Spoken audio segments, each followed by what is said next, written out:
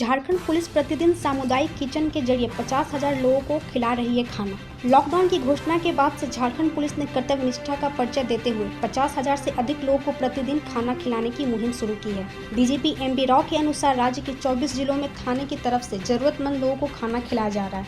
सबसे अधिक सक्रियता धनबाद जिले में दिख रही है। यहाँ 9,000 से अधिक लोगों को फूड पैकेट दिए जा रहे हैं। इसके बाद जमशेदपुर में 6,000 से अधिक, रांची में 5500 से लेकर 6,000 लोगों को खाना खिलाया जा रहा है। साहेबगंज और जामताड़ा जिला इस पुनीत कार्य में अब तक पिछड़ा रहा है। CCL के लाल लाडली कायाकल्प scholarship, mission engineering 2022, coaching IITians द्वारा, सारा खर्च CCL द्वारा। हम कोयला वाले घरों को रोशन तो करते ही हैं, बच्चों का भविष्य भी संवारते हैं। हमने यह कायाकल्प स्कॉलरशिप 2013 में शुरू की थी। सफलता लगभग 100% है। बच्चे अप्लाई करें, कम से कम इंजीनियर अवश्य बने और एक अच्छा इंसान बने। विस्तृत जानकारी के लिए चेक करें हमारा website www.cclkelalandladli.in। Live Jharkhand breaking की अपील। कोरोना वायरस के संक्रमण से बचने के लिए घरों में रहें और सुरक्षित रहें।